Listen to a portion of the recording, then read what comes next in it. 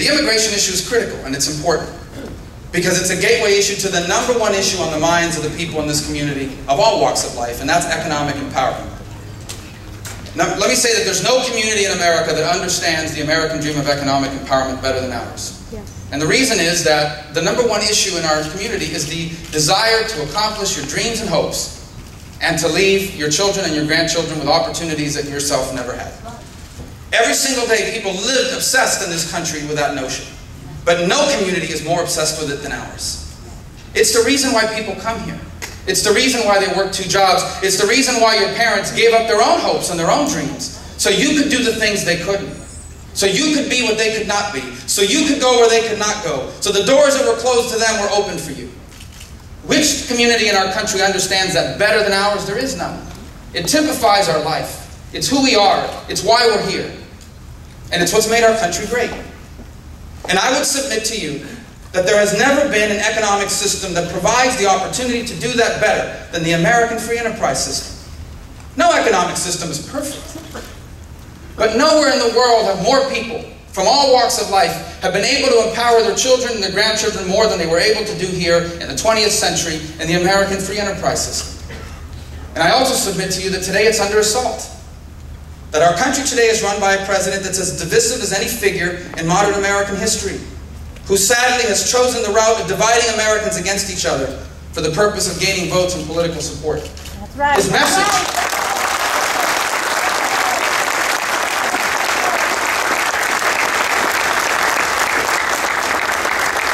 message is one that basically says to people, the way to protect your job is to raise your boss's taxes.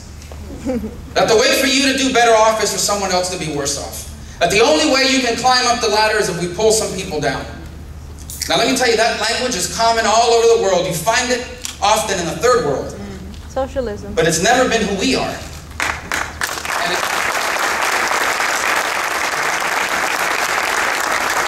As I said in a speech at the end of last year, we have never been a nation of haves and have-nots. We have always been a nation of haves and soon-to-haves, of people who have made it and people who believe that given the chance they will make it too.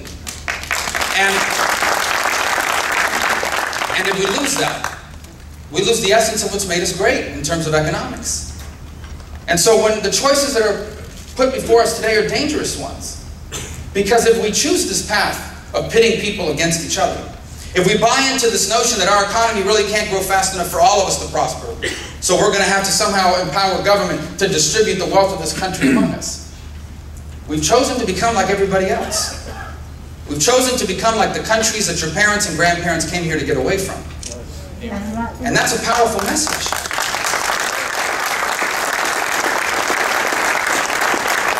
And that's the message that we need to deliver. And that's the message we need to work on delivering. It's a winning message, but it's a difficult message to get to. Because the gateway issue of immigration stands in the minds of so many people who we live next to and love. Our country has a broken legal immigration system. Its status quo is unsustainable. We don't have a functional guest worker program in a nation that knows that it has, especially in things like agriculture, a need for temporary workers who enter on a temporary basis. Our nation has a complicated and burdensome visa process, where even if you wanted to enter this country legally, and you wanted to stay here legally, it costs so much money, it's so complicated, so bureaucratic, that it's difficult to comply with. And by the way, the things I've just outlined to you are things of massive, overwhelming support in our country. There is broad bipartisan support across the board for the idea that America needs a legal immigration system that works. And that's why I've challenged the Republican nominees and all Republicans to not just be the anti-illegal immigration party. That's not who we are, that's not who we should be. We should be the pro-legal immigration party.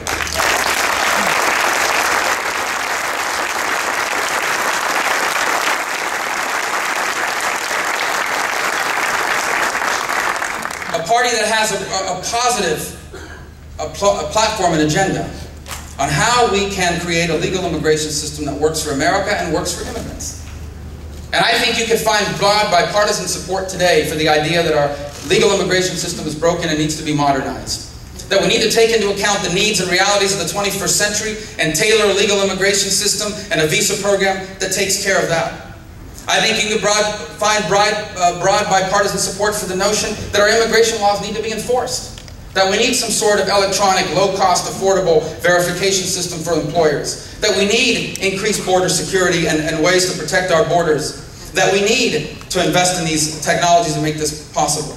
I think you would find broad bipartisan support for the idea that we need a functional guest worker program, where from year to year, when there are indeed jobs for workers from abroad to come into the United States because we need them for our economy to grow and prosper, so that food doesn't rot in the farm fields, so that construction gets finished, or whatever the industry that year may be, a functional guest worker program where people can apply in their home country, receive a tamper-proof identification card, enter the U.S., we know who you are, we know why you're here, we know where you work. You're here for a defined period of time, and then you go home when it's done. And by the way, they want that too.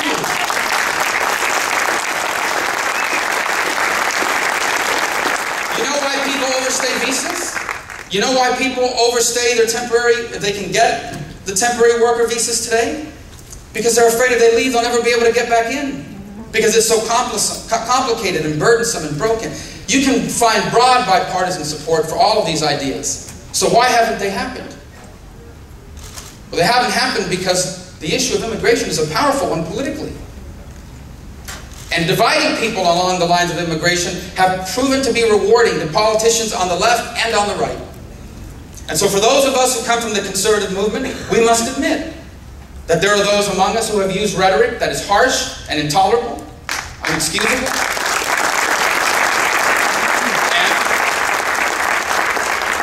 And we must admit, myself included, that sometimes we've been too slow in condemning that language for what it is.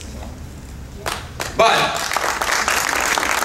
at the same time, on the left, there are those that are using this issue for pure politics, creating unrealistic and unreasonable expectations among those in the Latino community across this country, advocating that our country be the only one in the world that has no immigration laws and no mechanism for enforcing them. Both sides are guilty of using this issue to divide us. And I think that needs to stop. Now, if you solve the issue of the guest worker program, you solve the issue of the legal immigration system that you have that needs to be reformed and modernized, you're left with between 9 and 11 million people who are in this country undocumented. They came for different reasons. They found themselves in this predicament in different ways. And it's a real challenge for our country. On the one hand, there is not political support for the notion of basically granting 11 million people citizenship or a path thereto in the United States. It's just not there. On the other side, it's not realistic to expect that you're going to deport 11 million people. It doesn't work, we can't do it, and it would offend American sensibilities, and rightfully so. What's the solution to it? There is no magic solution to it. That's why it's so complicated. And that's why the politics makes it more complicated. Now, these young people that stood a moment ago, I think one of the reasons why they're here is they're concerned about young people. Let me say I'm confident in what I have said throughout my political career, and especially during my campaign for the Senate, that there is broad support in America for the notion that for those children that were brought here at a very young age, by their parents through no fault of their own, who have grown up here their entire lives, and now want to serve in the military or are high academic achievers and want to go to school and contribute to America's future, I think there is broad bipartisan support for the notion that we should somehow figure out a way to accommodate them. Figure out a way to accommodate them in a way that does not encourage illegal immigration in the future. Unfortunately, some of the legislative proposals that are out there today go too far, and there's not support for those either. But I think we can't solve that problem. And I hope that we as Republicans and as conservatives take the lead in solving it. Because it's not just the right thing to do, it speaks to our hopes and dreams as a nation. And it's critical for our economic future. How about everybody else? I don't have a magic answer for you. This is a difficult issue. And sometimes those of us in public service need to stop pretending like difficult issues have easy answers. They don't. It'll require an open conversation across this country about what we want to do. How can we create and deal with this issue in a way that both honors our legacy as a nation of immigrants, but also honors our legacy as a nation of laws? How do we balance those two things? Well, that's at the core of this issue. And it must be confronted because the status quo is unsustainable. This issue is a deeply personal one for so many people in this room.